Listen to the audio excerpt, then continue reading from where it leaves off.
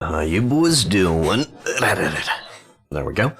Today we're gonna be cat sitting a little bit, so expect trouble. Yeah. Our cat has learned that if he meows loud enough, similar to like being stabbed, he will get our attention. So, yeah. Because usually, when he meows loud enough that he's gonna be getting, like he would be getting stabbed, that usually means that he's gonna barf. But now he's learned that if he just makes that sound, he's gonna be grabbing our attention. So, that's gonna be fun.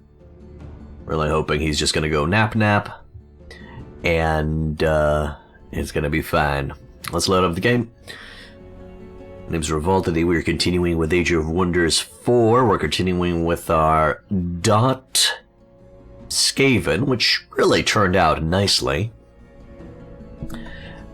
So that's that. Hey, Snaron. Doing good.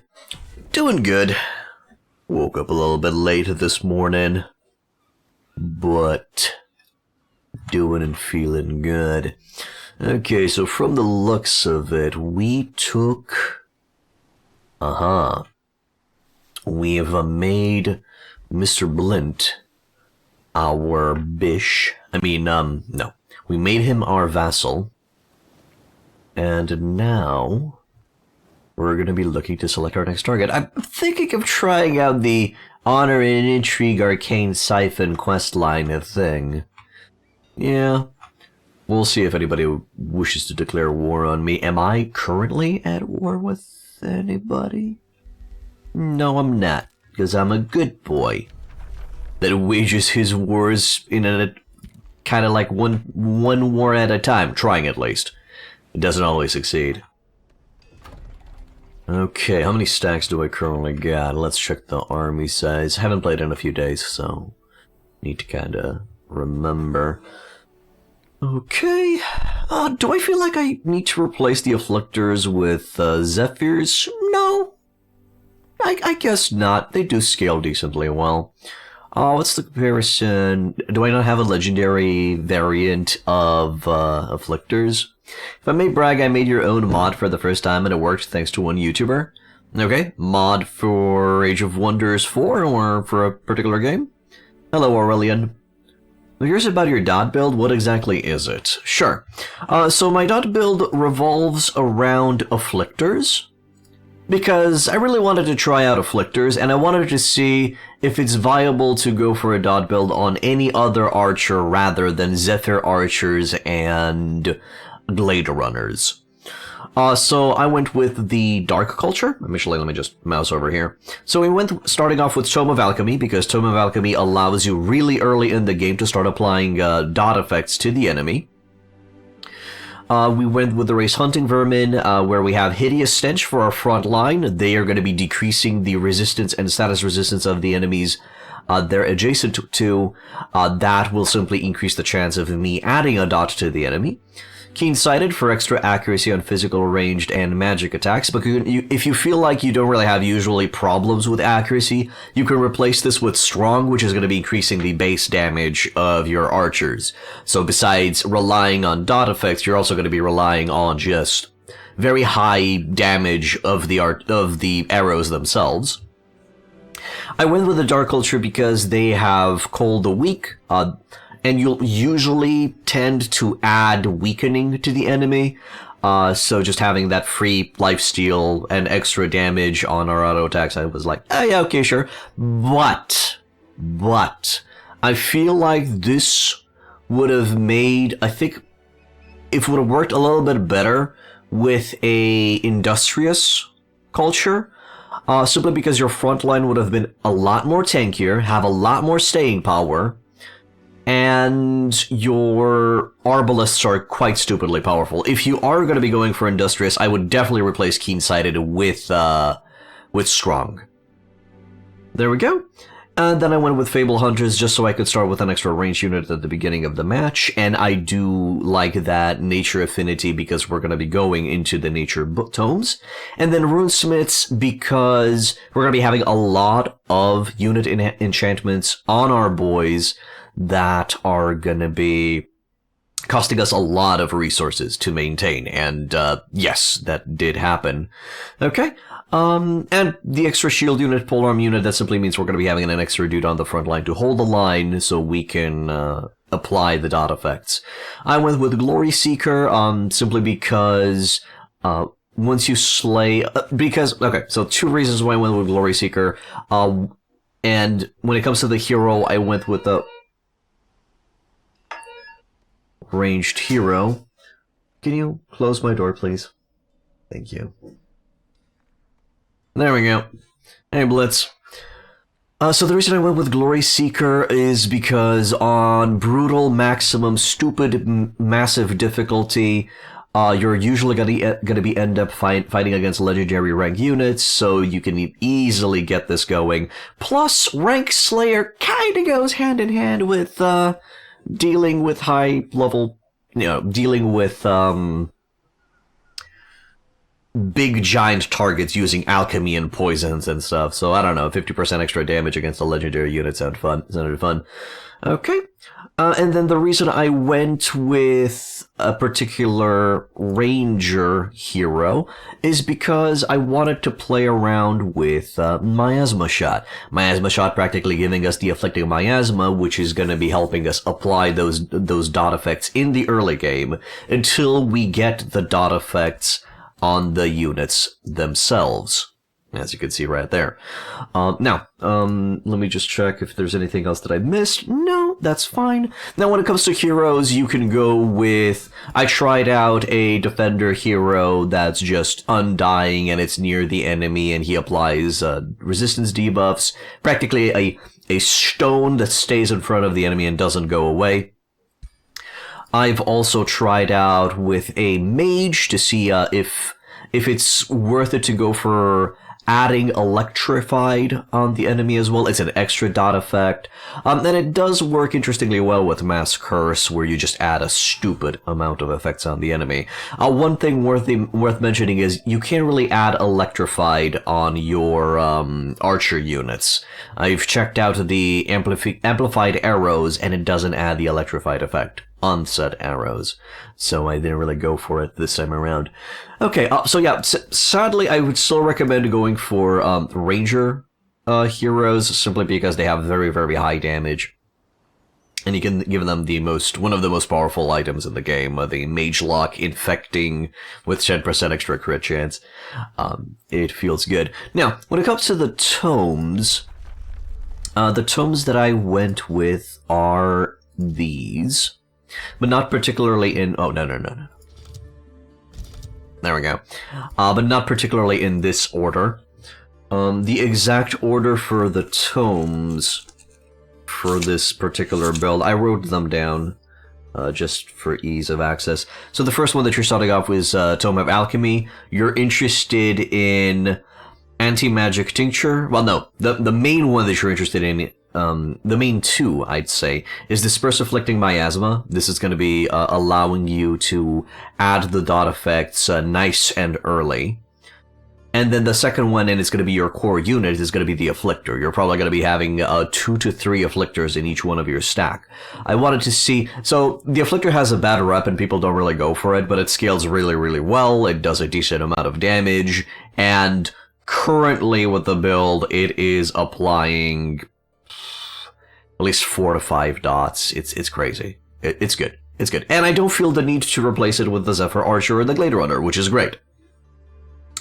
Okay, and then afterwards I went with Tome of Pyromancy for specifically the Fury Arrows and the Searing Blades. Those are the 2 that you want. Oh, right, from the Tome of Alchemy, another one that would be quite useful is Anti-Magic Tincture.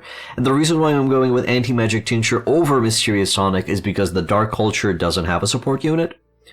So unless you're having a specific plan to integrate a support unit in your roster, or you're going with the Industrious culture, then you would get Mysterious Tonics. If not, Anti-Magic Tincture is your cleanse for throughout the game.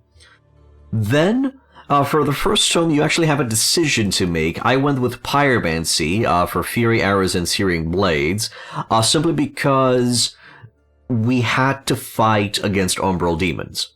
Umbral Demons, if you don't know, they have a weakness to fire, so it was quite advantageous to get this. But as a first tome that you unlock, you can either go for Pyromancy, Roots, or even Rock, depending on what you're fighting against. The idea would be, if you're fighting against things that are weak to Blight, you would go with Tome of Roots. If you're fighting against things with fire, you're going to be going with Tome of Pyromancy. If you're fighting against things that they can receive bleed effects, you'll probably get Tome of Rocks.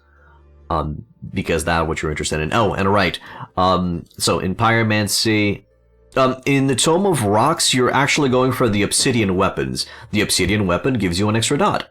It's going to be giving you a +1 physical damage and a 60% chance of applying bleed. Yep, correct.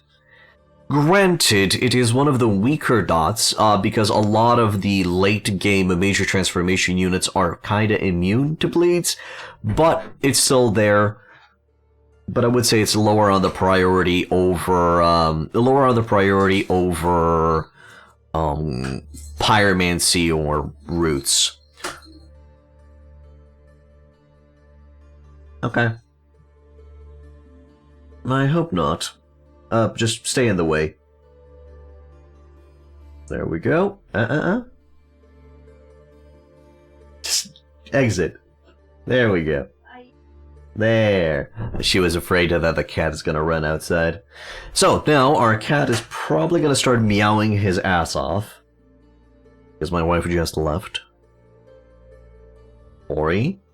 Ori? Hey. Come here. Come here.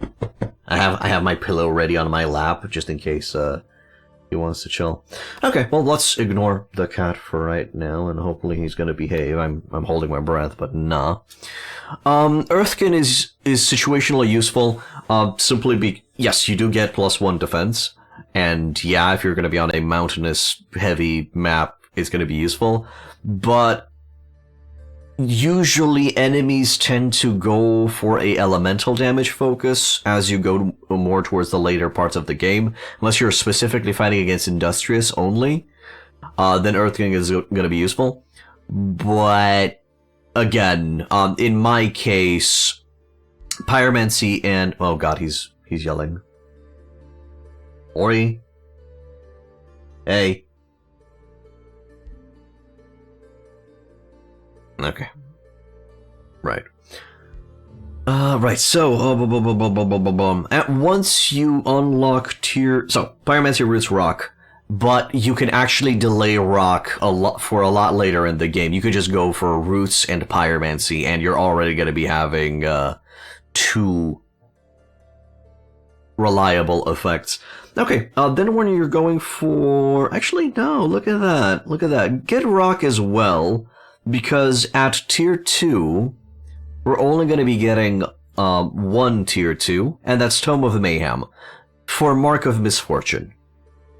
Mark of Misfortune, it's 2 reasons. One reason is going to be decreasing the damage of the enemy considerably, 45% chance to just fumble their shots, but the second and main reason is the fact that Misfortune gives 8 physical damage on each fumble. He's furious that I did not create a feline empire. Yeah, of course. Of course he is.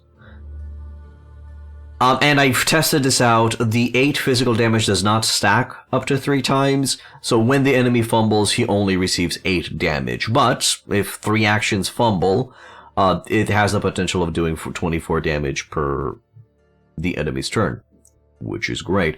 But yeah, that's kind of the only thing you would want from this tome, but I also grabbed Curse of Misfortune and Summon Gremlin when I researched the book. The Gremlin is decent. albeit a bit squishy, but decent. For these two, I grabbed them simply because later in the game and they randomly appeared and I just needed to grab spells so I can go through them. Then at tier 3, you get Tome of Cycles. For the Projectiles of Decay, this is an extra dot effect, and it also cuts the enemy heals, which, well, if they're ordered, they're gonna have heals. If they're undead, they're gonna be having heals, and you'll in most of your scenarios where you have multiple enemies, one of them is gonna be one or the other. So Projectiles of Decay just universally useful, and one of the second to last dots we're going to be having in our build. Then for the other tier 3 tome, we're going to be going. I went with Tome of Pandemonium. Hey, Dee, good morning, man. Tome of Pandemonium, and we are interested in 2 things in the Tome of Pandemonium.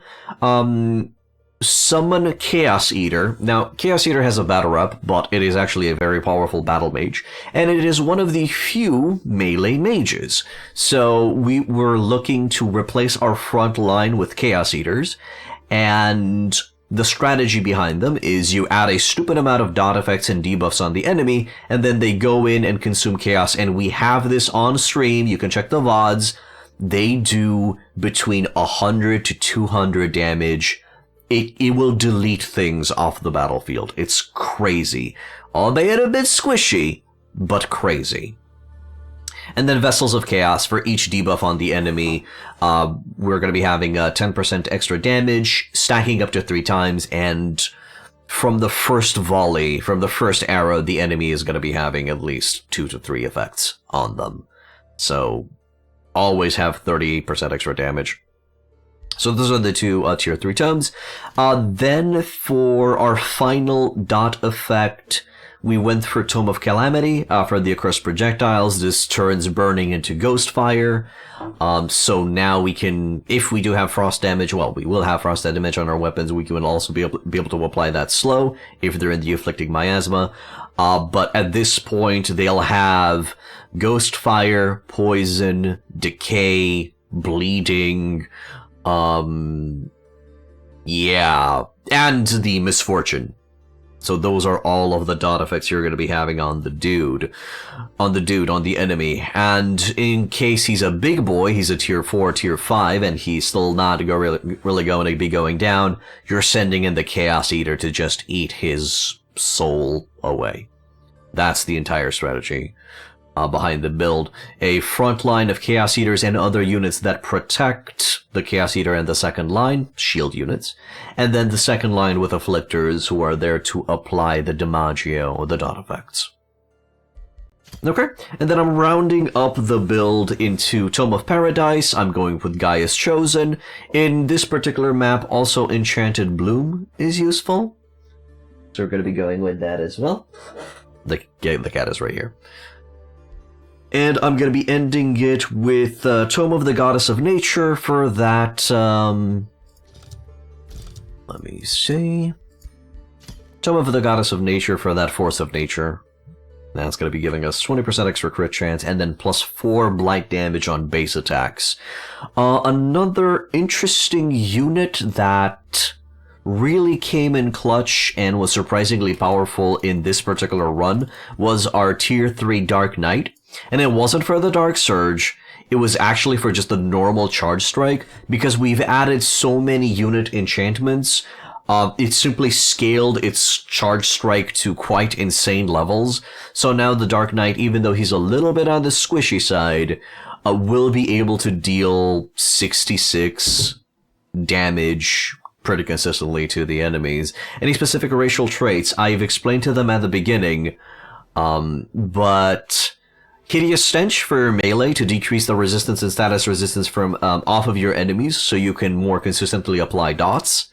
And then either Keen-Sighted for extra accuracy, I went with Keen-Sighted, or Strong for simply the increased base damage of the arrows themselves, for just extra damage if you feel like you don't really benefit from the accuracy. If you're going the Industrious culture, I actually recommend that you get Strong. And then I went with Dark, but as I said, you could get Industrious as well. And then I went with Fable Hunters for the extra ranged unit. and the nature affinity, and then runesmiths for the obvious fact that we're adding a stupid amount of enchantments that will cost us a lot of mana. Now, some situational tomes, real quick, and we're going to be getting these tomes after we get the tier 5 one. So once I get the tier 5 tome, I'm going to be getting these either ways, but the situational tomes are Tome of Inquisition from Order, which is the tier 2 tome, this one.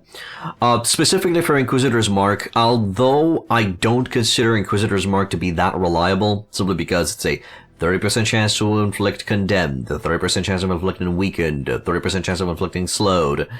There's 30% is not a lot, even though you're going to be having around 3 chances with each hit and stuff like that. Okay, so you would be going for this. And you would, if you are going to be going for Inquisitor's Mark, you're also going to be looking to get Tome of Zeal to get Legion of Zeal. Why is this situational? Is because if you're fighting against a lot of enemies that have consistent spirit weakness, you'll probably want to go with these. You're going to be replacing Tome of Rocks, adding Tome of Zeal, and then at tier 2 before you go into tier 3, or maybe even replacing Tome of Mayhem, you're going to be getting Tome of the Inquisition. Yeah, so that's one of the situations. Another situational tome will be the Tome of Winds. Now, I didn't go for the Tome of Winds simply because the reason you would go into the Tome of Winds with this build is the Zephyr Archer and the Seeker Arrows.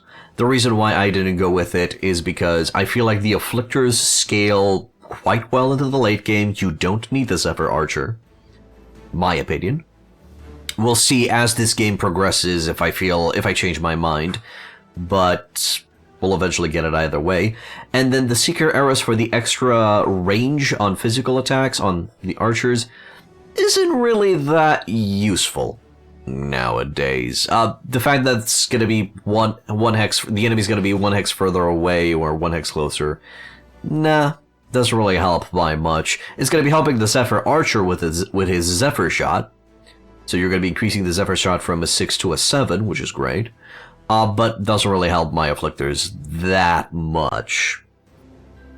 But we're still going to be getting this specifically for the Seeker Hours, if not anything else. Okay, and then in the Astral Tomes, we got Tome of Scrying. That's, I'm assuming you guessed it, is for the guided projectiles. In case you're fighting against Fae, specific Fae enemies, or anything that increases the enemy's evasion, or rogues, or stuff like that, then you would get kind of, or in general, if you feel like the accuracy of your dudes is a little bit lackluster, you would go for Tome of Scrying to specifically get the guided projectiles. That's that. And then at tier 3, Tome of Amplification for the Amplified Arrows. So initially, I was under the impression that Amplified Arrows added Electrified on the attacks. It does not. It adds Sundered Resistance, which is going to be useful for us simply for doing upfront damage, but it's going to be a lot more useful super mega late into the game when this is going to be the final tome we're going to be getting. And that's that, where we just look to increase our base damage as well, besides our dot effects. I do want to see if this effect deals 3 lightning damage to 2 other targets within 2 hexes, also applies the on-hit effects. So those 2 other targets within 2 hexes that are taking 3 lightning damage, do they also get burning, ghost fire, poison? Okay, no. So just to clarify, burning will transform into ghost fire. So ghost fire, poison, decay, AIDS, and all of that jazz, will they also receive that effect? So probably once we take Tome of the Goddess of Nature, one of the first things I'm going to be grabbing will be the Amplification or Scrying, depending if it's going to be available or not. But that's that. That's the entire build. I've explained all of the scenarios, and I hope you wrote it down, or you're going to be just making or reading up or checking up the VOD later on. Ah, well, that was a mouthful.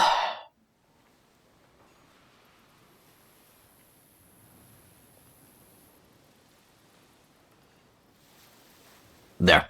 Now, I'm gonna look to clear that astral dew and get it.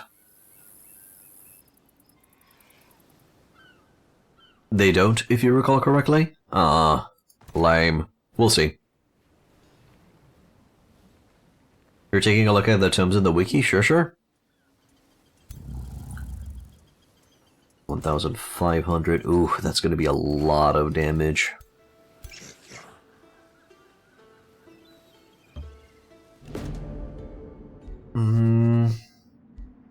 Allow them to flee. Take. So now that we've cleared that astral dew out, I wonder if I can tell Blint to give it to me. How do I tell Blint to give the astral dew to me? The wiki is not good. To be honest, entering the game and just checking the encyclopedia in the game is the best way to do it. It's going to be showing you the most up-to-date stuff.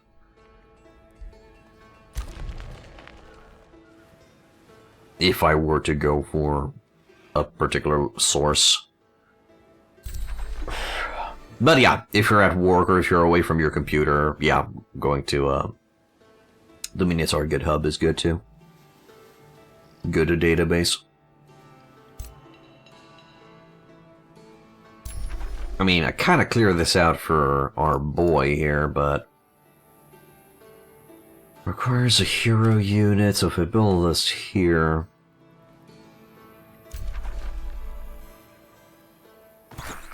let me see, can I even build it here? No, I'm pretty sure that's a hero unit. Oh, I can. Okay. Let's build an outpost and then tell Blint to give us this particular region. Let's see if it works. Something I'm curious about. Okay.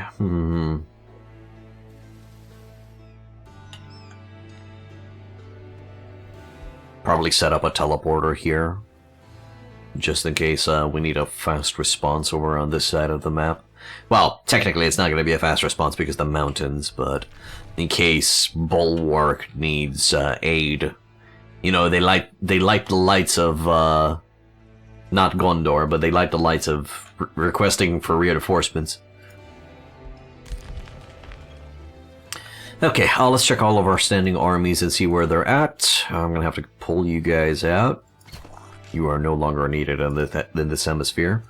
Then we got 2 heroes over Murkwater, and a new stack is ready to go. Good. What do you mean my army embarked? Jesus Christ, for a second there I thought they went on water. Okay, and then I got this little scout over here.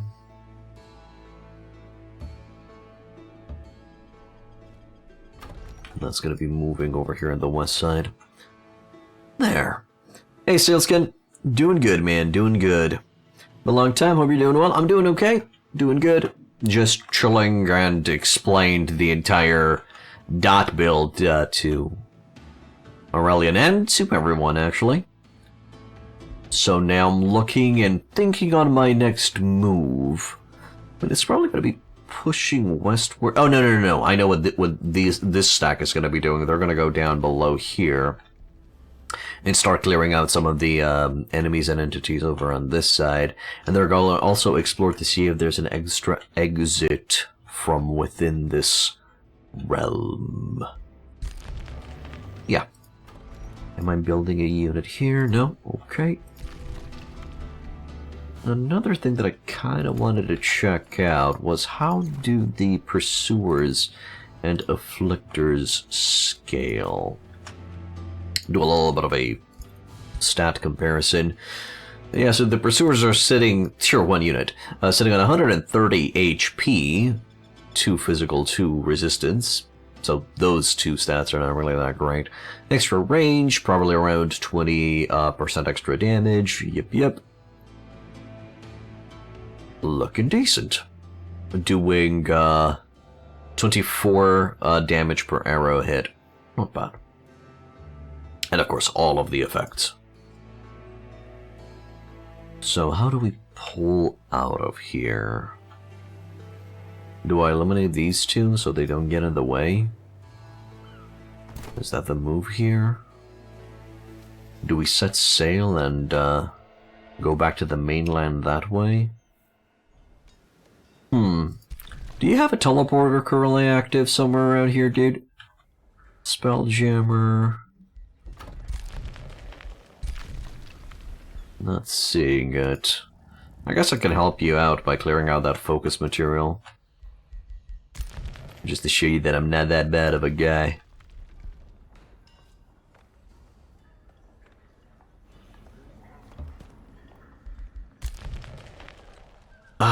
With you guys, I'm gonna be sending you in the down under, starting with the next turn.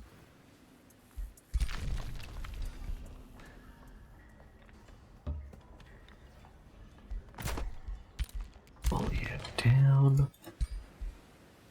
Afflictor with 150 HP, not bad. So practically he's on par with a Plague Dragon. I think Bone Dragon. Bone Dragons I think start out with around 140, 150 HP. On recruit rank, granted. But they would be able to scale to up to 200 HP, but not bad for a tier 2 archer unit. Bad physical defense and physical ranged, but, well, that's not their thing. They're just glass cannons. They're going to be sitting in the back line and just pew-pewing the enemy away, so that's fine. I'm curious about these guys, how they're going to scale. So they're going to be reaching... You're currently a soldier, so you have 140 HP, which is not bad, so you're going to be scaling to around 190? Yeah. 190 is going to be Gooch. Gooch and glory.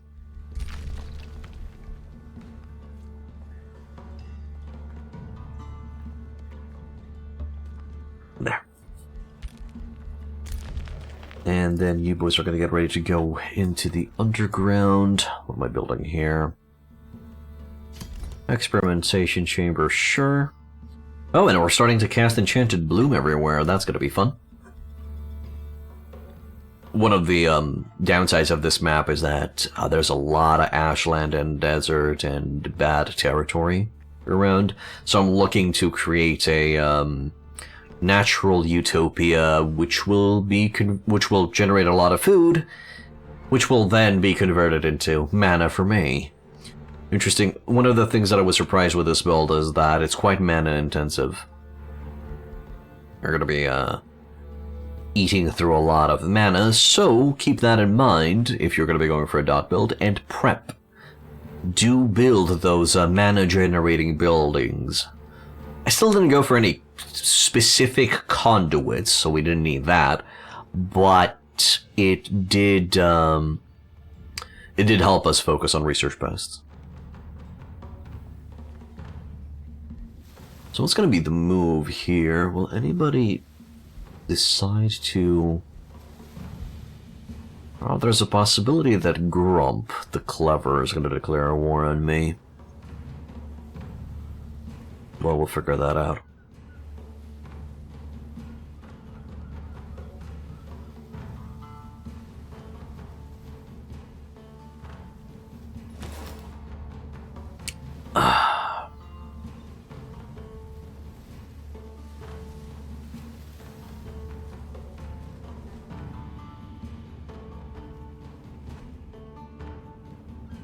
Ritual circle, but I guess those guys are not going to move. I'm just going to move the camera away from the map, just so it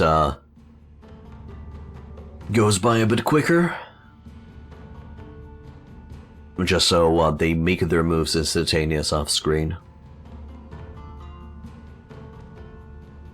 Should be fine. All the rulers made a defensive pact. We'll see how that's gonna go.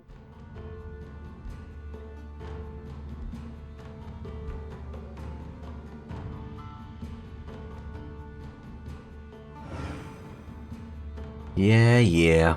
Come on, Tugrim. What you gonna do? I subjugated your industrious friend. Will you follow in his footsteps? Guess we're gonna find out. Yeah, so it seems the cat finally decided to go and leave me be and go for his noon nap. Yeah, my cat has a tendency of going and grabbing a nice little shut-eye at around noon until around 3 to 4 p.m. Because at 3 to 4 p.m. it is time for him to start serenading me and constantly pester me to give him food, the food that he usually receives at 6. The Prime Evil. Spawn a terrible vampire spider mount.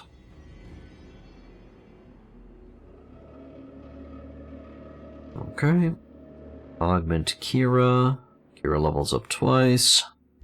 Consume Kira. Okay. Do nothing, your evil is already unsurpassable. Okay. I guess a vampire spider mount wouldn't be bad.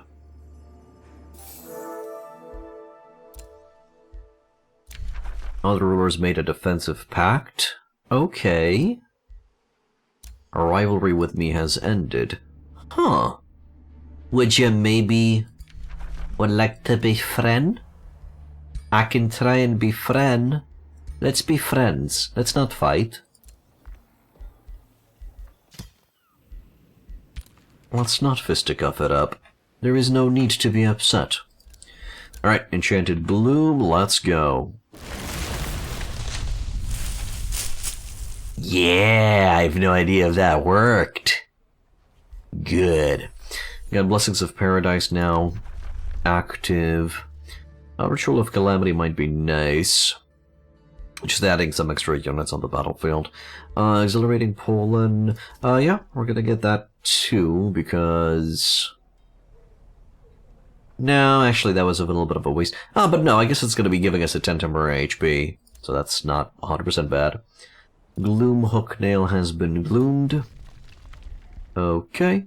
And then our ruler leveled up again. Poisonous Undergrowth, extra HP and status resistance for the boys. Or get the crits going. Do we get the crits? I mean, also an option would be to go for the kill. Or just a mega shot. Get the crits going. Just individual growth. There. Are these guys actually gathering up to clear that out, or are they gathering up because we're about to help them out with it? You're going to be getting a vampire mount. Congratulations, you now have even more lifesteal on top of your lifesteal.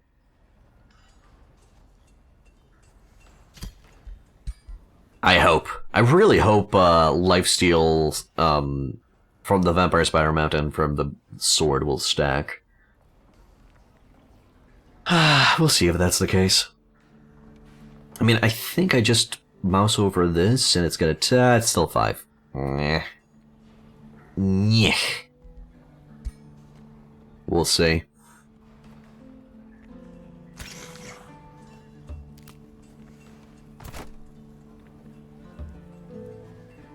There. And there.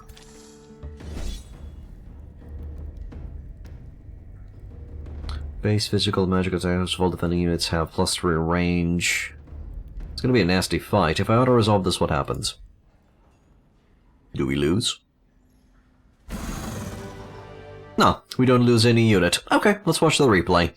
Again, the reason why I'm doing this is because, well, sometimes I'm just not confident in my own abilities to keep everybody alive, although it probably would have been easy. But I also want to see how the AI utilizes this build and this stack and see if it's, reliable and auto-resolve. But at this point, my boys are decently tanky. Maybe an interesting idea to go for the super growth effect in the Tome of Nature as well. I guess. Why not? But yeah, granted, it's 3 stacks, so we should be able to just overwhelm them in a turn or two. You went with Ignite? Okay. Yep. Turn that, giant's booty cheeks towards us. Bleeding, Weakened, and Misfortune. 2 stacks. Oh, slowed and, interesting.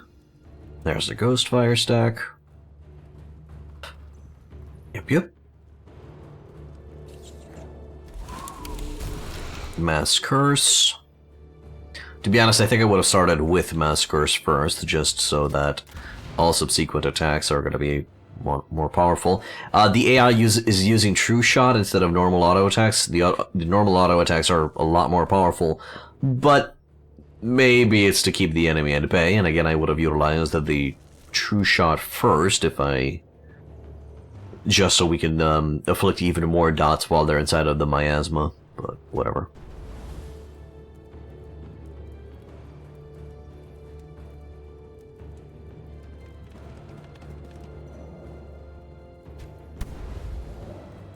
Grazed, but even a graze should add a...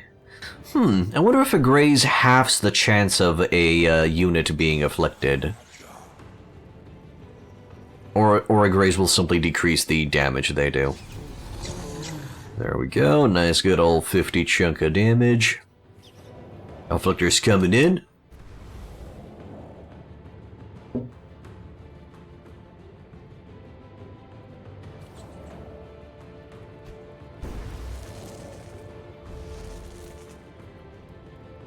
The only annoying thing is that you have to wait for so many checks to go through.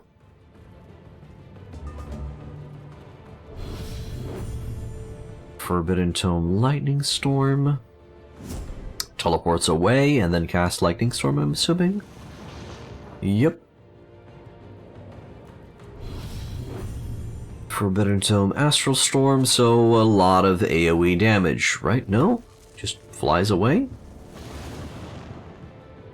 Oh, okay. It's 2 storm effects. Sure. I could accelerate time? No. I refuse. I like to see the animations, even though they're a little bit on the basic side. Double hit over there on that Afflictor. The hell was that? Oh, he's a lightning giant. Right. I thought it was a fire giant for some odd reason. I'm just so used to seeing fire giants all over the place. Maybe that was it. Okay, moving in melee to use your ranged attack. Okay, fine. I guess. Oh, dude's dead. And now we have, decaying zombies. Albeit on fire decaying zombies, but still. Good shots. So yeah, as you can see, the Afflictors are doing a decent amount of damage, besides applying all of the effects of God.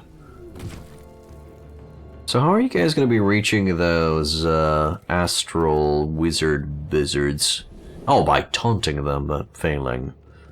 Afflictor's going in! Afflictor. Decaying zombies going in!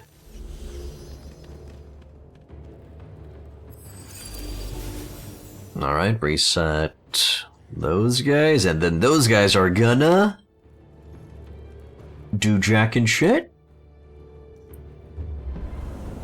Well, I guess we're gonna have to survive another turn of these ass munchkins. He got renew. He got smacked. And, oh nice, they're wasting their turn on the decaying zombie, which is great. Except that one wasn't wasting their turn on the decaying zombie. So that misfortune came in a little bit clutch. Apply all of the love.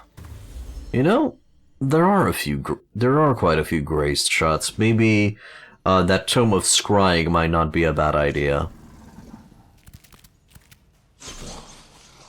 Also, the benefit of having Dark Knights is that they have the mobility to run down the enemy. It ain't bad. And battle's over. Okay. Those Lost Wizards are such bullshit? Well, in the latest DLC they gave us Lost Wizards. Well, no, in the last 2 DLCs they gave us Lost Wizards. They gave us the Eldritch Sovereign, which is a juiced up Lost Wizard. And they gave us the Dragon of Calamity, which is a... okay, maybe not as powerful and as on par as the Lost Wizard, but the Lost Wizard just has a lot of RNG, so having a more consistent Lost Wizard in the Dragon of Calamity is pretty fucking good. So, yeah, it's fine. They might be a bit bullshit, but we have our own bullshit. Gooch. Alright, hero leveled up, Tina. She finally has Temporal Plague, which might not really be the most useful at this point, but it's still gonna be good, especially if the enemies decide to clumpy clump. Let's go... I'm gonna try Work Camp, and then I'm gonna try to see if this guy... if I can negotiate this Astral Dew to come to me. I never attempted it. Listen here, you little shit. I can give you magic material, but you gotta give me some stuff too, man. Gotta give me some stuff too? No. No option. So yeah, I'll try to see. The idea behind this would be to have this ready as a work camp, and then see if it's gonna appear as an option to give me this particular territory. But I kinda doubt it.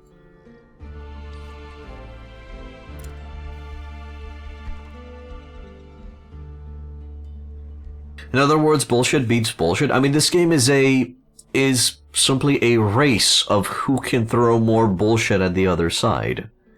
Isn't that the case? It is the way. Good. Instant Tier 2 Town Hall.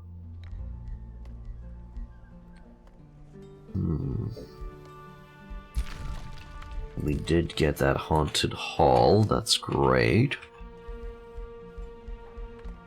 I guess I'm gonna be working on the Interrogation Chamber, maybe? Yeah, Interrogation Chamber into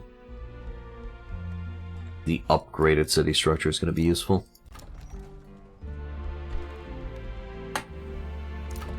And then over in Knoxville, Power Fantasy it's called.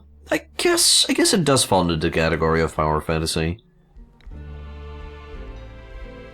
And you do, well, specifically on Brutal Difficulty, you do kind of work for it, because your survival of the early game is rewarded by being a powerhouse in the late game.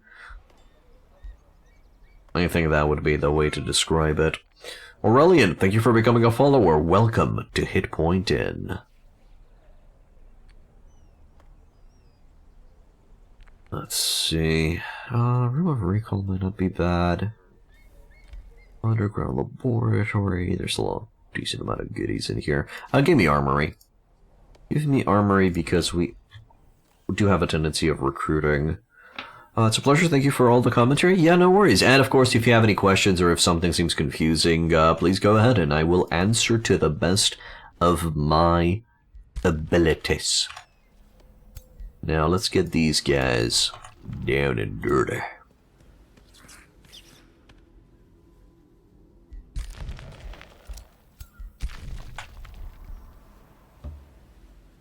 We'll want to get these dudes on...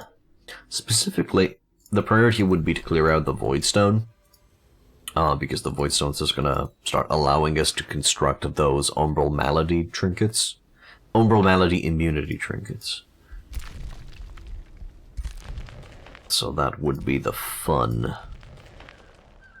Gonna send these guys over there as well. Oh, when am I gonna be getting a new hero? I mean, I could get a new hero right now if I so desire. But we'll wait. Extra mobility in friendly territory is not bad. Provinces with forests will grant city stability. That's probably going to be happening soon. Not a bad idea. Still have room to make that extra city. Units gain universal camouflage. Oh, the death magic. Let's go for that. When an enemy dies, I receive 10 extra casting points. Yeah, it's not bad. Okay, and then you guys start making your way back downtown. We're going home, boys. We're going home. We finished our job here. Let's get the f out of here.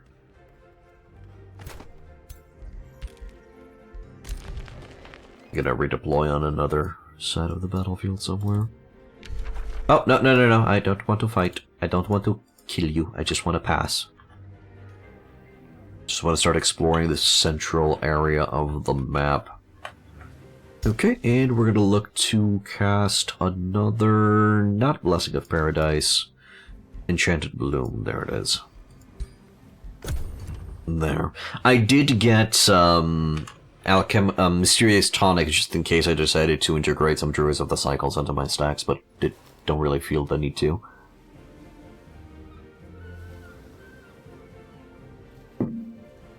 Just yet. That is no need. 20% extra accuracy, and whenever a friendly spell is cast, I gain fortune. As in, 10% extra crit. Stacking up to 3 times. That's gonna go on our main leader.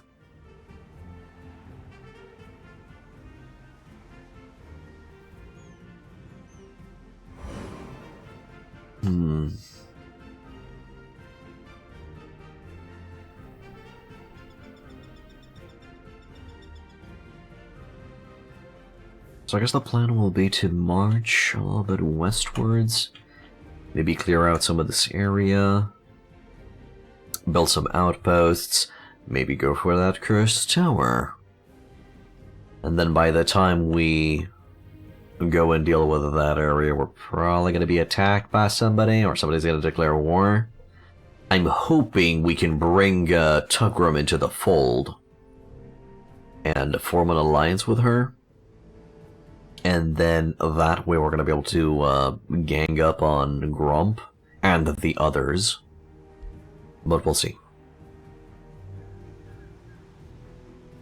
Just forming the Industrious Alliance, even though I'm a dark boy.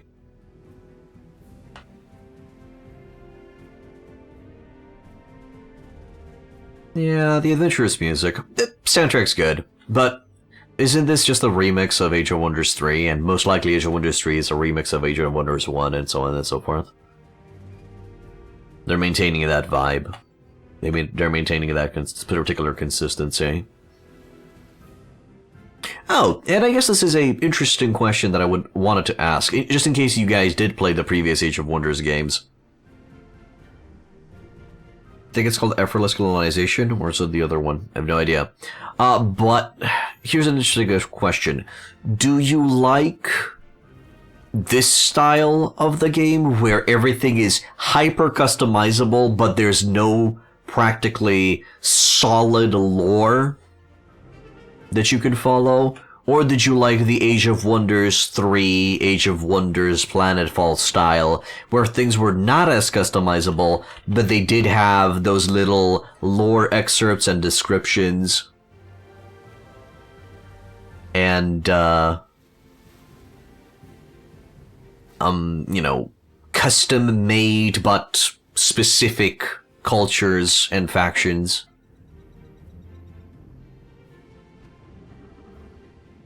They've yet have to remix Snowscape. Oh, 1 second. I think my cat is barfing. I'll be right back. False alarm.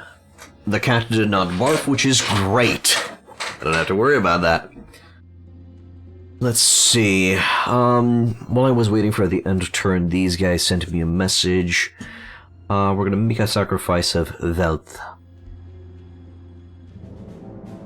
to them. And let's see. All the rulers declared a rivalry. Right, it's the Materium against Astral type of rivalry, so there's a possibility that we're gonna fight Noctis. Home of accuracy is ready to go. Let's give it to our boy. There. Is there anything else that I'm looking to build?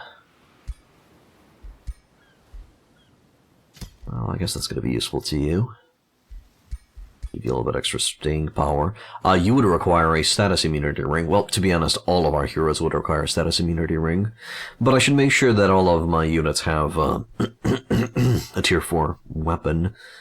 Just for the increased base damage and, well, just overall efficiency in combat. Oh, so you already have the Zombifier 5000. Good. Spera has the Piercing Mortis. Great. And then Kira has the Lance. Cool looking Lance, I gotta admit, but yeah, I guess I'm gonna be working on giving her a better piece of weaponry. Just in general, need to equip her with good stuff. Oh, right, sorry, Sneron, what mod did you create? I didn't catch that. I'm not sure if you've mentioned. And for what game? It's the same thing as the old, the Elder Scrolls games, compared to Skyrim. Skyrim casualized, or as I see it, opened all skills for you to master. Same in Age of Wonders 3 compared to 4. In Age of Wonders 3, you most had to stick to your cultural units. Example, the Warlord spamming Manticore Riders late game. While here you're able to mix and match lots of units and summoned units, enchanting them to your heart's wish. Yeah, pretty much. Pretty much. But I was mostly specifically referring to the fact that there is no default race that's specifically, you know, Ratmen or Siren or stuff like that. It seems they always desire to go to war. I guess they do. I guess it depends on their AI. Okay, so I'm gonna look to give Kira a powerful weapon. I guess this is the moment where I have to decide what's gonna be the build with her. So this is the Spellblade. We went for Lightning Evoker, Spell Penetration, we're gonna be getting Melee Mage. Then we're gonna start getting stuff from here. Arcane Skirmisher into Melee Training into Spellblade 1, 2, and 3. But what's gonna be a good melee build? Because this stuff is just kind of increasing damage, but not really increasing survivability. There are, though, in the library, I personally consider them base. There are old friends from Age of Wonders 3. My boy Arvik. Oh, I guess, yeah. Arvik, these guys, Melissa, Yaka. I guess we do have the typical heroes from the previous games. Sure.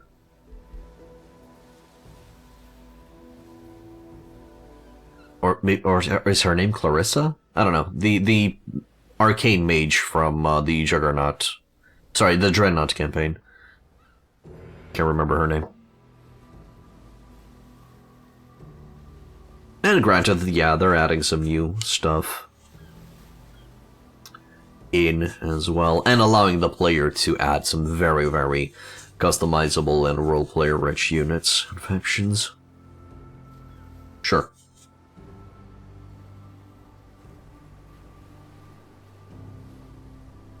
It changes Ashland spell to not only Desolate Land, as Desolate Adaptation is absolutely useless, but also adds Mountains, which is a more production-focused perk. Alright, I guess.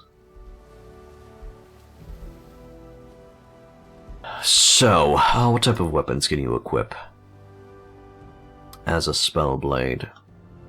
Great weapon, so charge. One-handed weapon, so kind of like a defender, shield defender.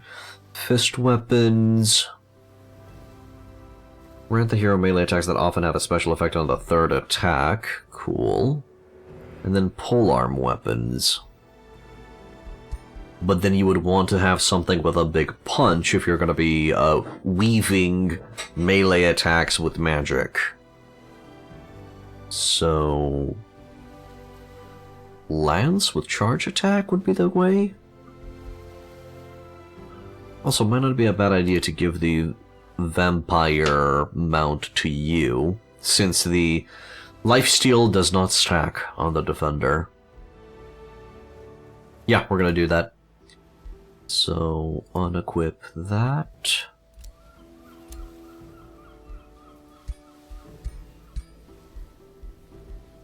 And they're gonna equip it on the next turn. Adding Rocky Terrain besides desolating it will add options to build quarries, lots of them. I guess.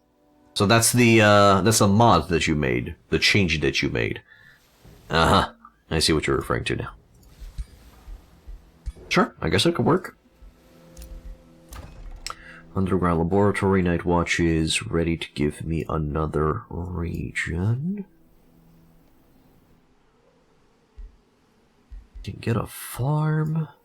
Well, I'm going to be getting a lot of farms actually, so just get the forester over to that.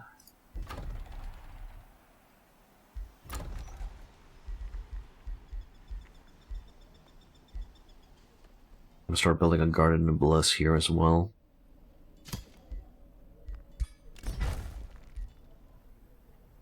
Hello, Nietz. What's this game? Didn't watch since the Warband days. This is Scratch the Itch. Looks pretty good. Sadly, it doesn't have the real-time combat that Warband brings. It's a civilization game with magic type of game, and the combat is in the style of Heroes 3.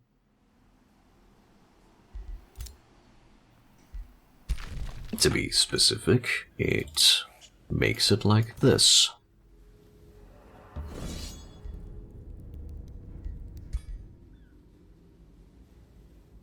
If I auto-resolve this, somebody dies. Okay, let's retry that.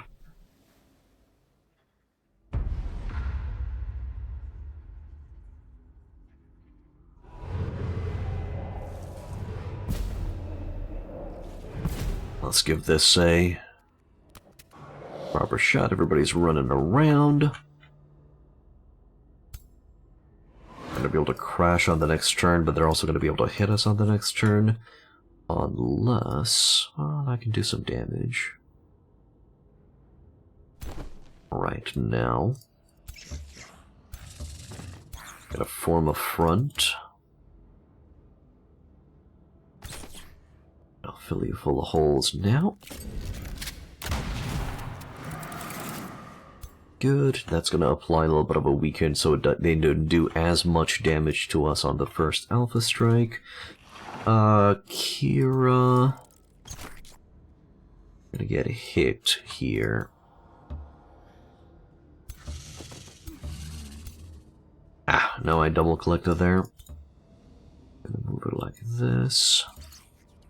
To be honest, you kinda need to be on the side. Ready to go charge in. At a moment's notice. And then this side is going to act as an extension of this line. Yeah, I think that'll do. Good. I don't think I need to cast anything else. Let's end the turn, and we're going to be receiving a decent amount of damage now. I'm expecting... There's the Enchain, and now we're going to be applying a lot of damage to that Night Guard. Oh, you applied Insanity. That's worse.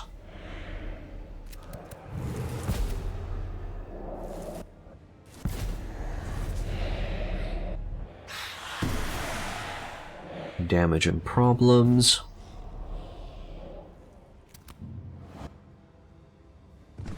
And...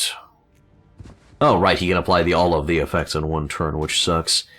And those guys have a decent amount of movement to reach on my units, which sucks. Good hit there. My boys are gonna go to town, sadly. Let's see. I could go for Healing Roots. on some of the boys. To be honest, I think what I need is anti-magic tincture. But on which side? Over on this side? Or over on this one? There's quite a little bit of decay effects going. No, I don't want that Night Guard to attack us again. So I'll apply it there. Good. I'm assuming I can't utilize you just yet. Good. Well, bad, but good. Let's start. What's the move here? Do I just move forward and just lightning strike that guy's ass? Probably. Kill you. Good. Then defeat you.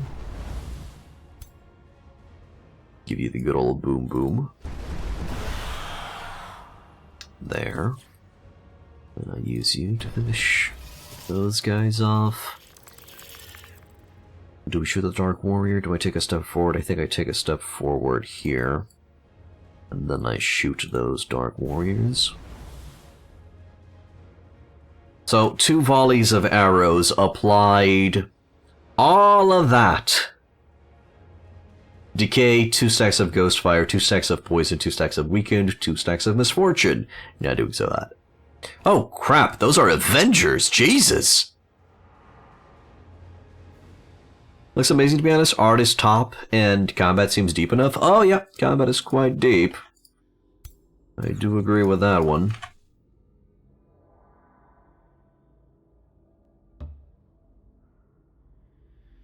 Okay, let's add some Electrified to those 2. And they resisted both, which sucks. Let's check this side. Finish you. Finish you. Then, looking to aim, and then fire her pants off.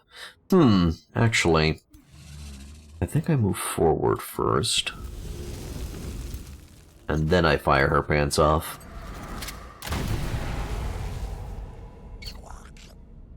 Oh, it's a Paradox game? Might even be too deep then? Well, Paradox is the publisher. The developers are Triumph Studios. Right? Am I saying that correctly? But yeah, it is quite a in-depth game. What's the move here? I think the move here is just to charge, right? We order a charge? 1, 2, 3. Oop.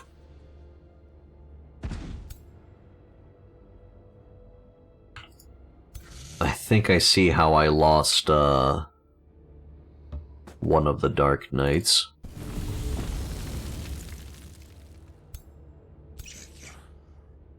But I'll still give it a shot.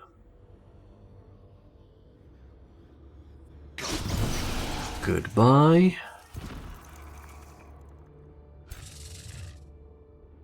Now I'm going to be applying a decent amount of effects on the enemy, hopefully.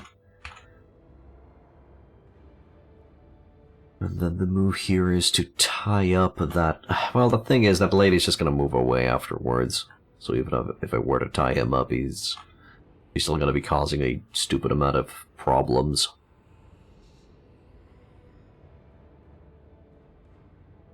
It's not really like I can cast fire on her. I'm going to be approaching with these Dark Knights from the side. Question is, do I move forward or do I stay back? If I don't move forward here and give this guy something to chew on, they might just all focus down this Dark Knight. I think I'll do it like that. Let's see what happens.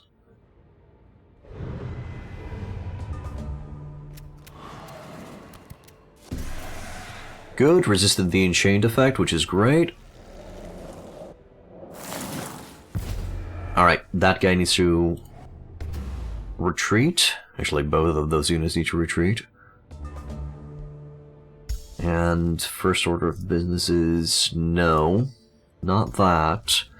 Anti-magic tincture on you. Yep, because you were about to die.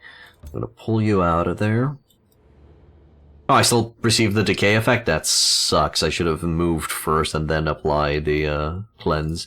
I forgot that the Umbral Taint applies the decay effect.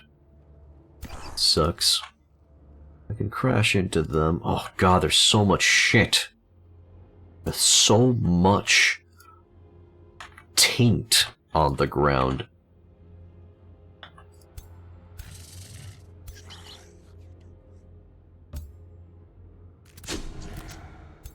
I'll do some damage there.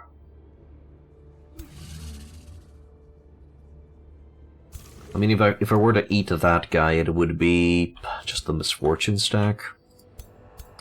That ain't much, dude. That ain't much. Okay, crash in there. That's decent.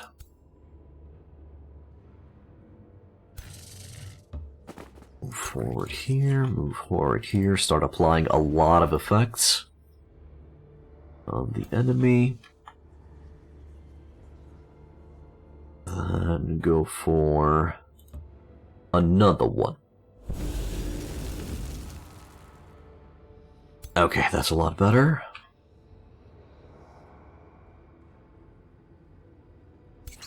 These squads are not really in a good position to do damage, but I'm going to move them up to apply problems over here.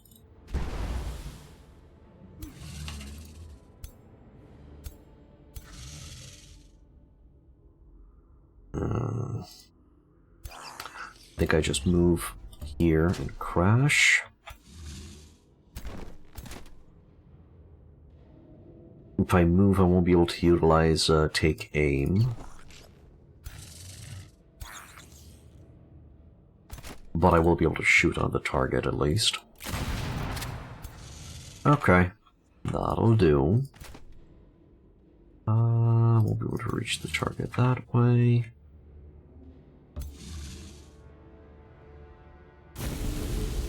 Decent.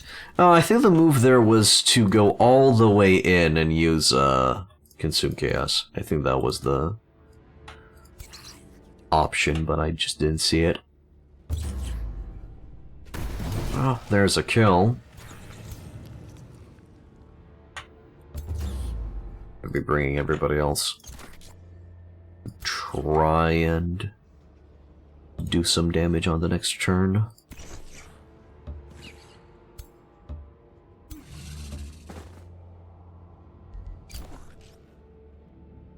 And I think that's it. I moved everybody up. It's not gonna be enough, and we're probably gonna lose a unit now, but it is what it is. Unless they fumble. Or they just focus a unit that has a lot of HP. I guess that works too.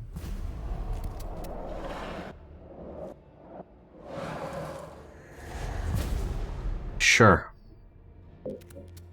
Oh, there it is. Yeah. Oh, miss! Get fucked. We did it, guys. We saved Christmas. And now... eat the bitch. 114 damage. Yes. And then this guy, let's apply all of the good chunks on him. I said, all of the good chunks. And then the Chaos Eater comes from behind and gives him the Mega Wedgie.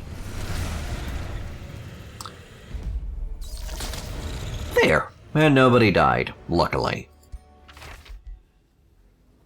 Get an invigorating mail? Sure. And then I'm gonna be bringing you to heal up. Oh no, my baby boys who can't heal up. Nay, even if they're underwater, they're still gonna be receiving damage. Let's go through these. passage. I'm kind of tempted to build a road up it here. And then Mr. Scout is going to go to the west. You know what? It might not be a bad idea to just fight through the friendly territory. Which of the 3-shot skills you find most useful strong on Ranger? Oh, the one that breaks the fence. Easily. Specifically, Snapshot. Snapshot into Disruptive Snapshot. That's the one that I find the most useful. Take the enemy out of defense mode and kill him.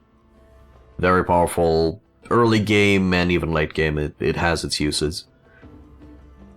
The reason why I went with True Shot into the Miasma Shot is simply because I wanted a system to deliver the Afflicting Miasma upon the enemy's battle positions. That's why. If only True Shot that deal massive damage would also apply all the passives you have on your hero. Yeah, sadly, True Shot does not scale very well. Well, let me just pull the curtains and turn on the lights. I'll be right back. There we go. Thank you for your patience. So we are gooch. So yeah, the only reason I went with True Shot and the Miasma Shot was for this specific build. No other reason.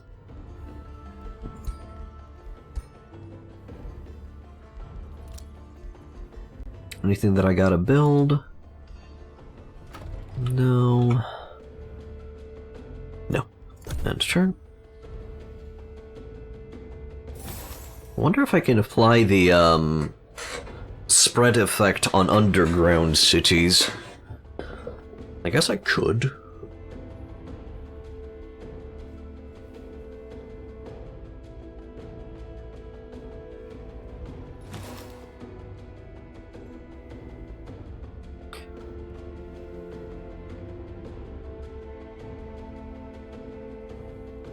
I still consider the underground to be a little bit messy.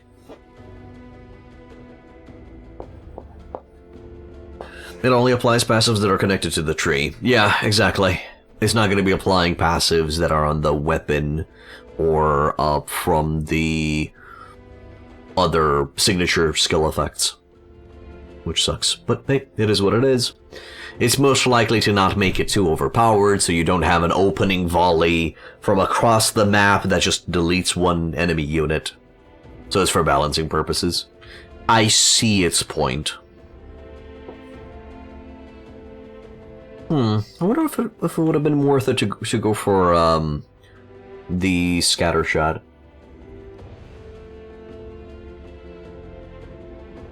Thinking of making a new mod that buffs zealots. Add evolve property to them, so they can evolve to Inquisitors. Huh.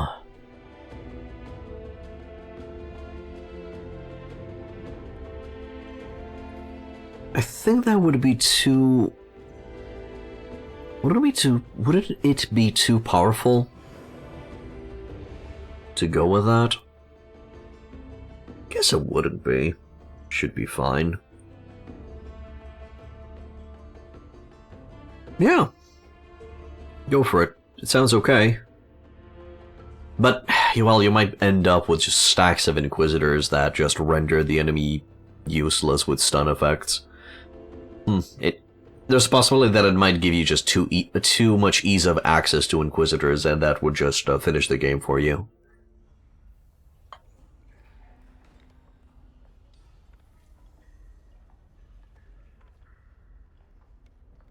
Or, I don't know, make it so that there may be just on-foot exemplars? Nah. That'd be too much.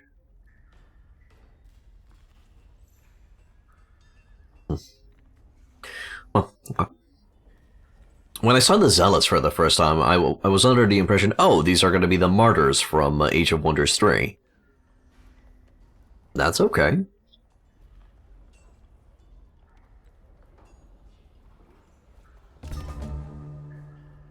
But they were not. Negotiation successful. Hey! We negotiated with the Shuna. We now have an Eldritch Pact, bada bing! And now I can actually get Umbral Flesh. Gives the target a race blessing of the Umbral Abyss. I'm going to be getting 10 morale, 12 HP per turn on the world map. We gain some extra knowledge. Yeah, I'll get that. And I'll probably cast it too.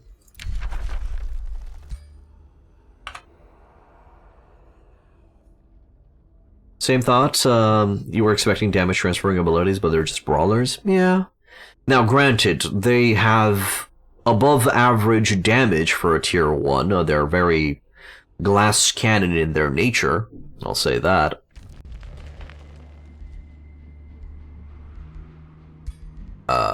Okay, well, you're a piece of shit.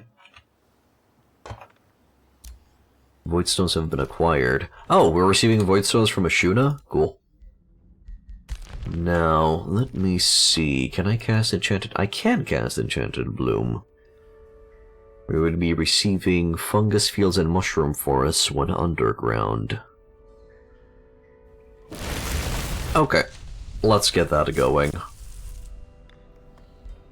I'm gonna transform this area into a beautiful location, and then I'll get Umbral Flesh now. It's just gonna be useful.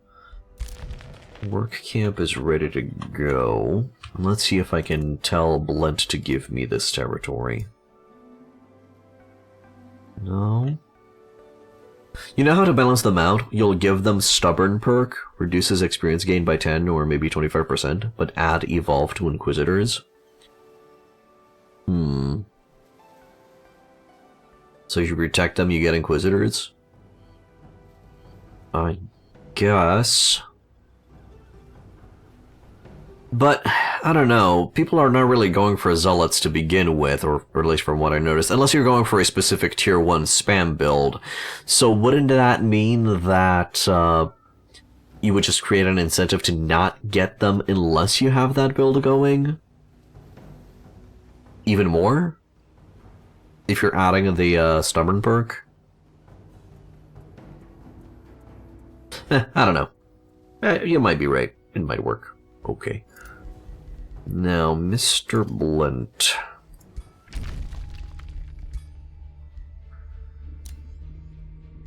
No, I want the item, man. I want the stuff. Can't you give me the stuff? So I guess I can't acquire the Astral Dew, whatever I do. Mountain Dew. Okay, I wasted this outpost, I'm gonna be burning it. I'll destroy it, I don't need it here. I'd rather get my plus 10 gold back. Then yes, I'm gonna look to grab that Astral Dew for myself. Why not? I'm gonna be ordering these boys to come back into friendly territory. Wait, isn't that Astral Dew? No, that's a Silver Tongue. Oh. Position here.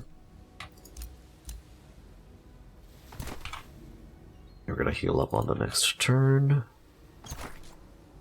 That's fine. And I'll allow them to heal up before I keep on fighting. Depends on how people play. If they're all about efficiency, they use Zealots for early game meat shields and punch. But what if you roleplay? Yeah, sure. I understand. I get you. I get you. Yeah, if you're going for role-playing purposes, the Zealots are going to do good. Why not make it so that they randomly level up into either an Inquisitor or a Chaplain? Would you be able to do something like that? It's a dice roll on which one they're going to be leveling into. That would spice things up. And thus they would have the identity of kind of like the draconic hatchling. Evolve passive feels amazing to have though. Not gonna lie, copper golems, spiders, minor dragons. Yeah. It feels cool. It feels cool. Haven't really went for a dedicated animal focus or dragon focus build yet, so I'm curious to see how that would play out.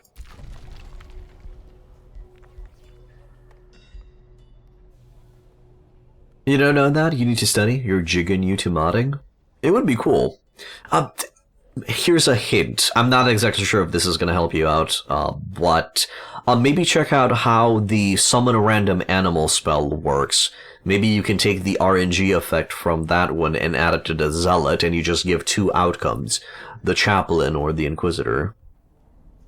Adding the evolved property would be easy, but adding random needs to research on how to do that. As I said, just check other spells that have a random effect, and see how it's applied there so you can mimic or copy it to this one.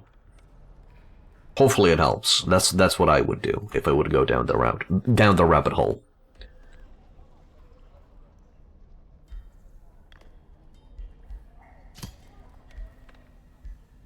Okay. No worries, man.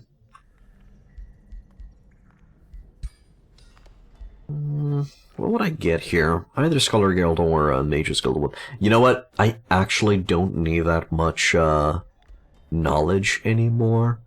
So going for the Mages Guild is not a bad idea. For the extra mana. You guys get to chill and heal up. You guys get to come home. I'll probably make you guys fight to that just incredibly scary stack of enemies, why not?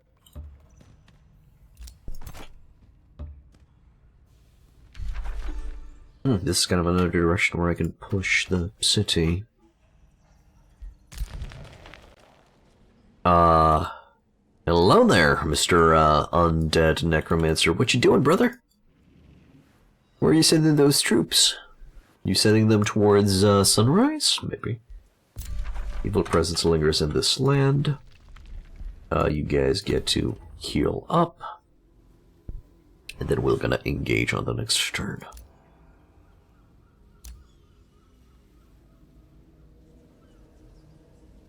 There. But yeah, once we have Umbral Flesh, the entire Umbral realm should be a little bit more trivial, approachable, ignorable, and it's also going to allow us to not need to build trinkets anymore. We'll see if there are any other spells that might benefit us. I don't think it's giving us the Curse Eater effect. No, it doesn't. It doesn't, right? Let me just check again. No. Gain 2+2 knowledge income for each province with gloom terrain. Yeah, I'm going to be eliminating that altogether, but still, I guess it's nice to have.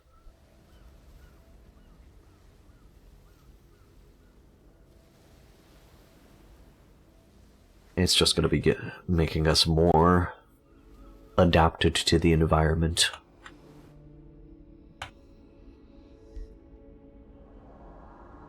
I should also direct these guys towards something. If they want to send stacks to defend me, I'll allow it.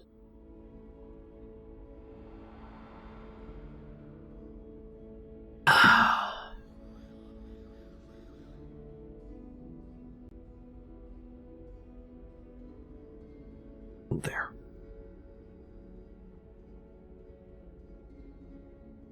So I guess what would you get on the Chaos Eaters next? Would I just grab effects that further improve battle mages? We're very far into the late game. And I still have quite a few tomes that I need to go through to improve my archer line. So probably the initial thought of just having a Chaos Eater as a situational burst tool in each one of your stacks is still the way to go.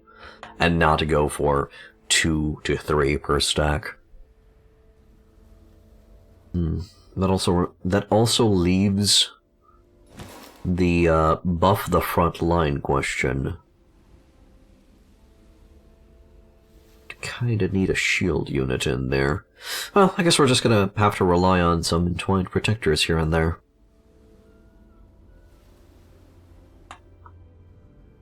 That should do. Good lord, that the amount of time needed for the end turn is quite silly. This alone would be an incentive for me to play the simultaneous turns. rule. Which I'll probably do on the next turn, see how it goes. Meeting the Tenebrous Ashtar. Sure, make a sacrifice of power. Meeting Productive Safe Ward. Okay. Well, how am I meeting all of these dudes? Make a sacrifice of power. I don't get it. What the hell is going on? Hey, it's Vladimir Stakes! I bet you don't know which character this leader is based on. And he is built as the ultimate Reaver culture dude. Smaller maps are not that bad, 1v1s or 2v2s. Oh, absolutely, I agree, but this is a 9-player map. Send him a welcoming gift. Give him some truffles or something. Yep, Skywatch. It's a... This is the faction that I've beat Grixolis with. Yeah. Negotiation successful. Good. Void stones have been acquired. Void ink collection complete. Wait, it requires 3 void stones. I don't have 3 void stones. Yeah, whatever. Oh, and now void ink collection is lost. Okay. Exhilarating Poland, and now I can get Tome of the Goddess of Nature. In the end, we shall all be humbled before one who can fully harness the forces of nature. The giver of life and cultivator of death. Yeah, I'm going for Force of Nature first. Age of Nature is ready to go. Is that the move here? Do I try to go for Age of Nature? If I am to go for Age of Nature, I would need to bind 3 wonders, right? Let's see. Maybe I don't have to go to the other side of the map for me to do that, and it would be a nice change of pace to go for a magic victory. So I would require... Let's see...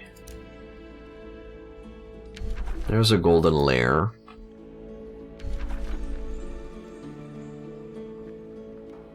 Hey, Vapor. What's up, dude? Sadly, with that golden lair, I won't be able to... Well, if I break the stone around it, I'm going to be able to annex it to my services. That would be 1. Is there a possibility that if I break the walls here, I'm going to find a golden wonder inside? Is there such a giant Kinder Surprise existent? Or nay?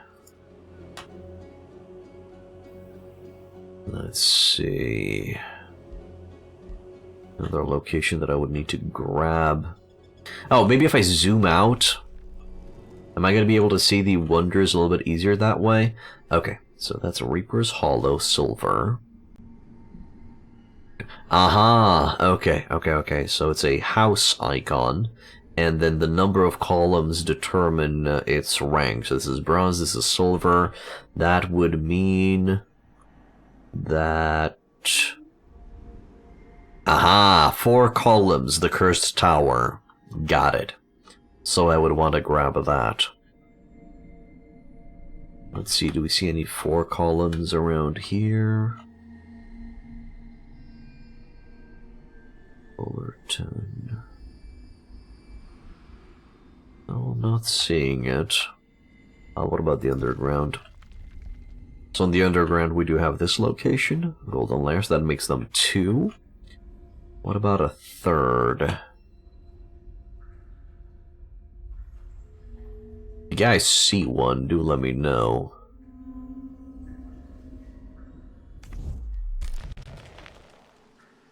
Okay, so if I want to make that strategy work, I gotta make my way to Chalkholm. Alright.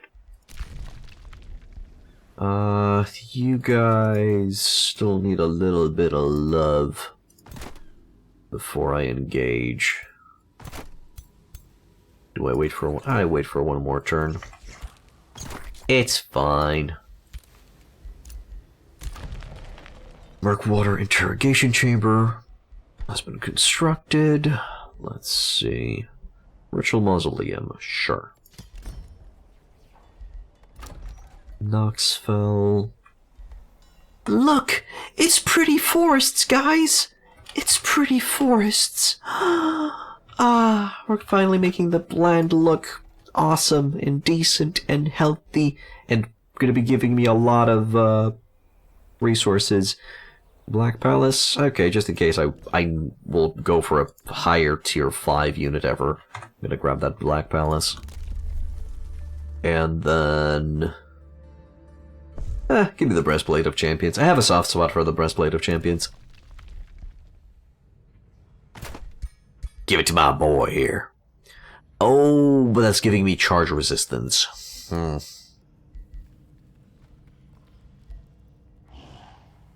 So that's gonna not allow me to go for Defensive Master. +2 defense, 20% damage on melee attacks, or 10% crit with melee attacks. Technically, it's gonna work on Kira as well. Sure. Why not? Let's do something weird, I guess. Although it's not really gonna be maxing out the efficiency properly. Then you get yourself a horned bear, cause you look awesome. And I'm proud of you. I'm proud of you, Blitz. Yeah. You're gonna kick ass. And let's fight against these dudes. And if I were to order you... Hey, Armed and Overclocked. How you doing, man? If I were to order you to come to the Golden Lair, it's gonna take you 3 turns? Wow, that's... You boys be fast. What's up? What's going on? How come it's just gonna take 3 turns? You're groggy? I'm doing good, man. I'm doing good. Chilling. Kicking ass, hopefully. Be gone then, fiend, and do not return. Bind the Baylor to you. Duh! What do you mean I get a Baylor? Or is it a... Should I call it a Balor?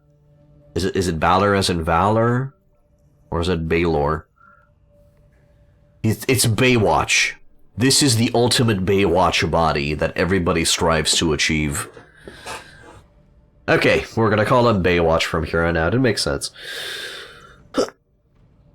Well, if I need a front line, I'm just gonna be getting myself a front line from somewhere. Alright, one of you boys needs to detach. I guess that's gonna be that Night Guard that's gonna detach. 3... 3... 3.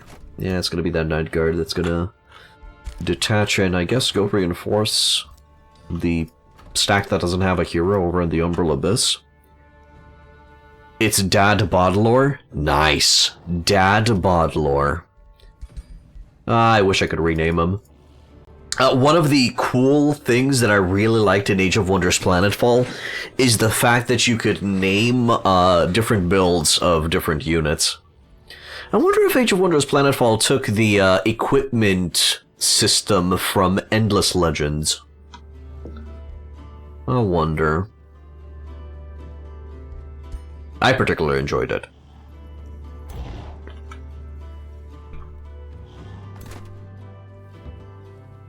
Okay, we're gonna set sail.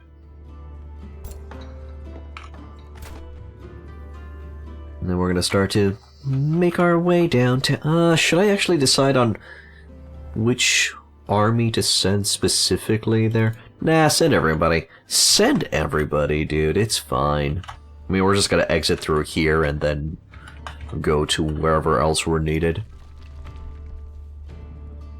It's fine.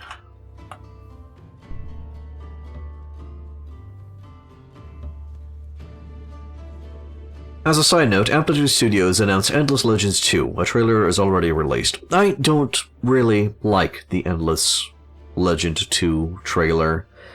It's just your typical... To be honest, it's very similar to the Age of Wonders 4 opening cinematic. It's just a cinematic without any gameplay. I don't like it. I did notice a kind of like a sneak peek towards a city that's being built towards the end of the trailer, but even then, I'm not sure if that's gonna be the in-game look. So, meh. Guess I'm just gonna keep on playing Endless Legends for a while longer. Yes, I've met Vigilant Deep Vault. Okay. Huh? And I've met Empress Golda Scape Shaper. Okay. Here's some gold. Oh, is this the other highly powered industrious player? I don't even know where she is. I don't even know who you are.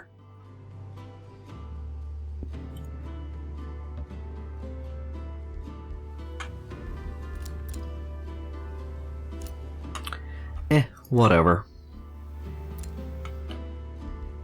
I guess one thing that I can make use of to further increase the power of Stoneforge would be to get Expansive Reach. Cities may expand to provinces located to provinces further from the center. I'll get that in 2 turns from now. There. Ba-da-dum-bum-bum. But yeah, I think all of the players are now on the board. 2, 4, 6, 8. And I'm the 9th player. So yeah, everybody is now on the board. Everybody has shown their face cheeks. They're ready to get clapped on the face cheeks. Okay. Get your man out of the gutter.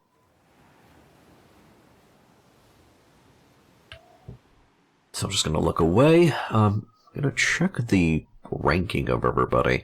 Also, Force of Nature is gonna be so good once we get that. Once we get that rolling.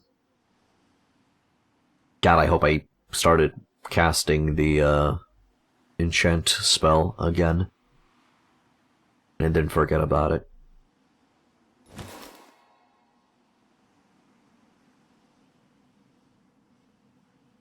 Gloom Hooknail is moving. Okay. Okay, so now that we have all of the players on the battlefield, we got a Mega Mage. We got Industrious Goatman. That went all the way into Materium, including the Tome of Shades by the looks of it. Then we got Vladimir Stakes, who went into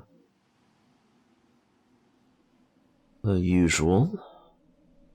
Good. Oh, we might be able to make peace with him.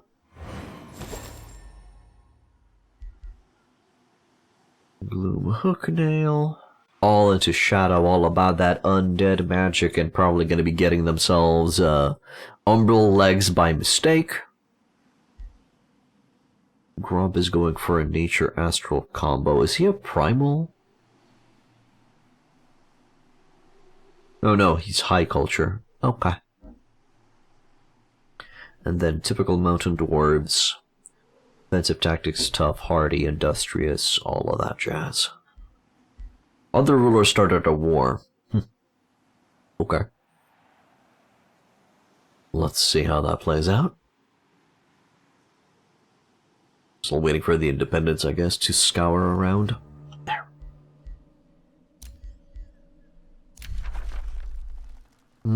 If I am to ally with Tugrum, I guess we're gonna be at odds with Vladimir. Another ruler was denounced. Other rulers started a war as well. They're kind of ganging up on the undead chick, sure. Umbral Flesh is ready to cast. Let's go. Nice, that didn't do anything. To your luck, which is great. Can I get... No. I can't get Enchanted Bloom in one turn. Mysterious Tonic, Enchant, Rebellion. I guess I'll wait. I'll wait one turn just so I can cast Force of Nature right off the bat. Ritual Mausoleum is ready to go. Ephem?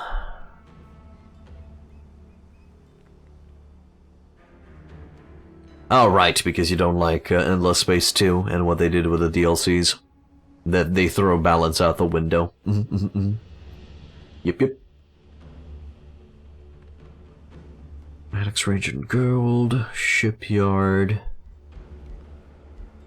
One thing that I don't like about Age of Wonders 4 is the fact that you no longer have a dedicated navy that you can build. I liked that in Age of Wonders 3 and Planetfall, but it's fine. It's a very small thing in a very good game. And I swear, someone already said that on last stream. Was it you? Regarding what? We did have a conversation about Endless Space 2 and, yeah, Endless Space 2, yesterday, or last week. We did have this conversation, yeah. But I didn't, give my 2 cents on the Endless Legends 2 trailer. Which are very small cents.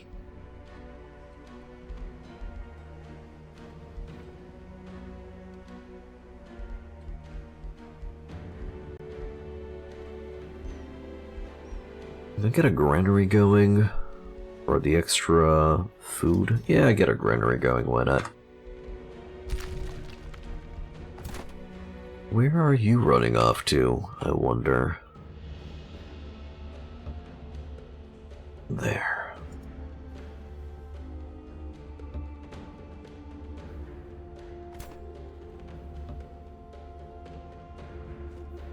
All traveling towards the Golden Lair. And I think you guys are ready to go. Auto-resolve? Oh, but I still lose a Dark Knight. Why? Stop losing Dark Knights, dude! You don't grow on trees? Well, technically their guy is chosen now, so they might grow on trees, but no!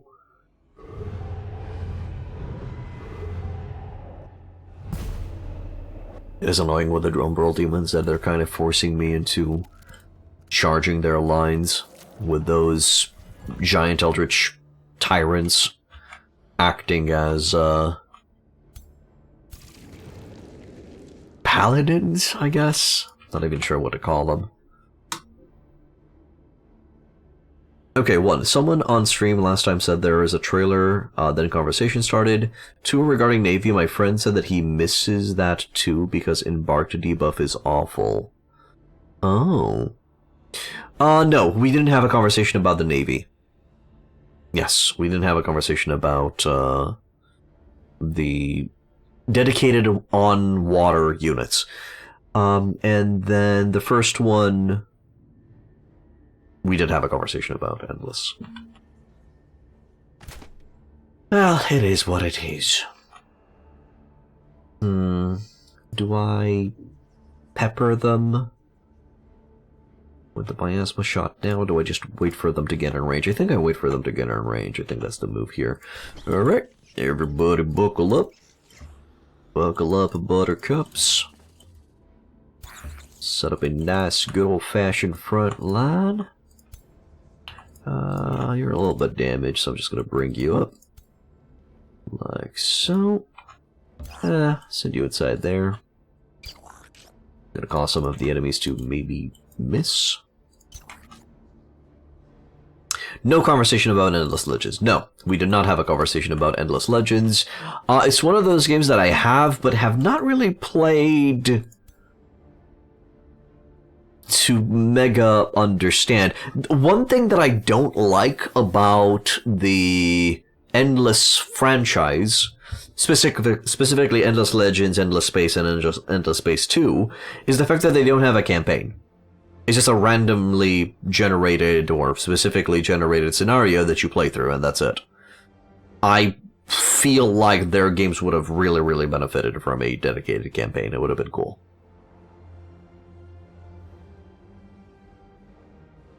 I think that guy's a bot coming and saying that the game is getting released. Aurelian? No, I don't think so. I mean, Aurelian discussed with us about the dot build.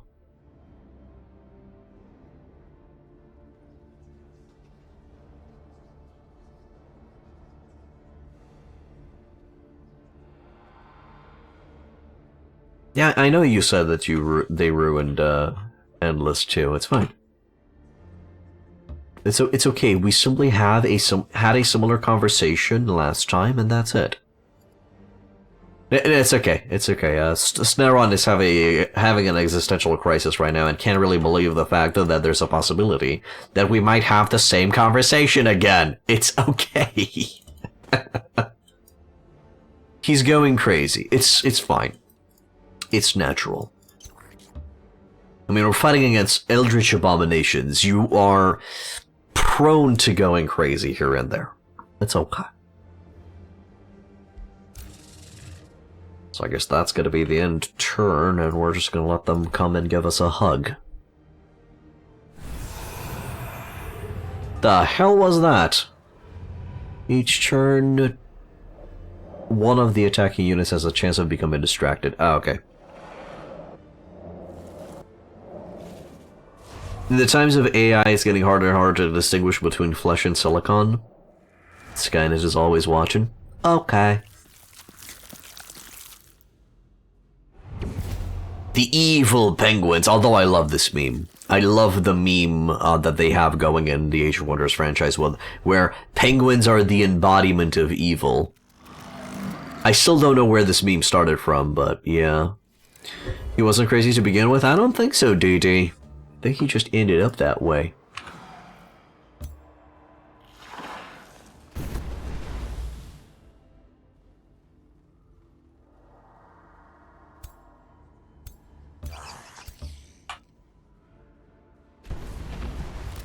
That's some good-ass damage stacks, and then I run to the right and crash, I would assume.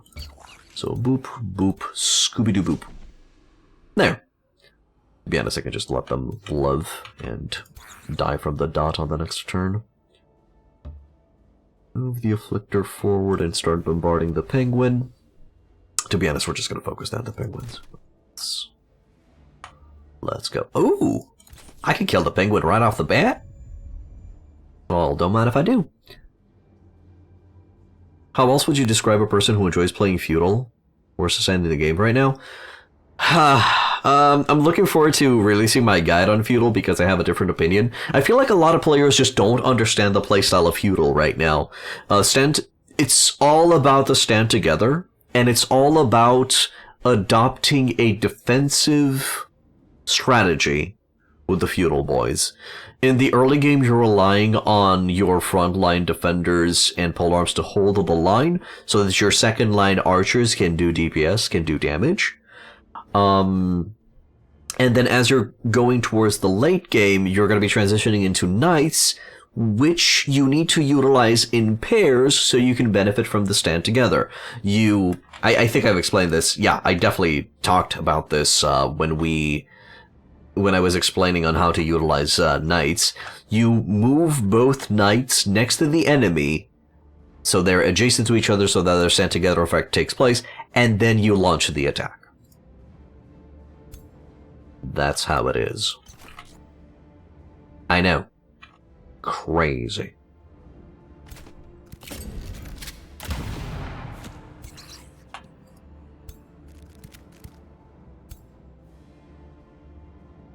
I can get to crashing a few enemy units, and maybe I can try to run down that penguin. Hey Theremin, what's up, dude? So, I wouldn't call it the worst society in the game. Why do you consider it the worst society in the game, Snaron? What did they do to you, man? I understand that, true, but the roster's so bad. Tier 3 cavalry's not even that good. You have better options. Shield units, there are better. Tier 3 cavalry is not really that good right now in general in the game because there's so many polearm units. They literally gave us one of the most powerful polearms in the Pyre Templar. Sure, cavalry in general is not really in a good position. But one of the things the Knights from the Feudal is bringing to the table is that major, 40% extra damage against large targets. And you're going to be surprised to find this out, but there's a lot of fucking large targets late in the game. So, I'm still not seeing it. The roster is good. The roster has a very specific build that you gotta go for, but it's good in that build. The defenders are baby bastions, they're on par with them, and they scale really well. Granted, they have a little bit of a weakness to magic, but you can just resolve that with Tome of Warding. The only one good unit enough is Bannerman, actually. Good support. He is a very good support for what he does, but even that can be replaced with a Scald, or with a Chaplain, or with a Nymph, or with a Autumn Fairy, Summer Fairy, something fairy, a fairy. Spells. AoE not dying for one turn, but all the models are dead, which means you're at the lowest damage. I feel like that is more for saving your units. Saving your units. It's all about the buying time for your second line to do the damage. Your front line in a feudal society will not be the ones doing damage. They're there to hold it. So, the models are dead, but there's just one model left standing that's going to be doing the job. Holding the line. Do you understand? It's a beginner-friendly faction in the sense that usually, noobs, beginners, tend to play defensively, they tend to turtle, and the feudal society is literally built towards giving you a turtle tactic early game, and then it allows you to open up into a more offensive variant with the knights. Now, granted, it's not really explained properly, but once you get to stay and play around and study the units and how they're utilized, So yeah, in the grand scheme of things, would they still be the weakest one? I guess? I don't know, actually. Simply because all of the cultures have very specific builds, and they're strong in their specific builds. If you're going to be slapping a random build, any culture is going to be weak. So, yeah. What's your take? What do you think of my, my little rant?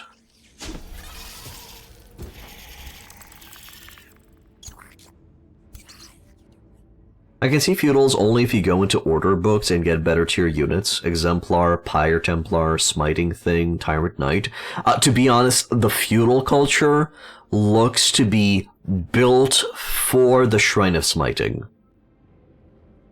You either go with the Shrine of Smiting build, where you get faithful units, and again, the idea is for the front line to just buy time for the Shrine of Smiting to delete everything on the map.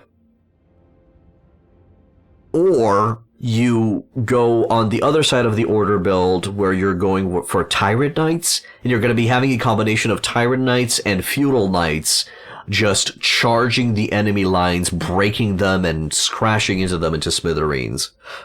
Those are the two dedicated builds.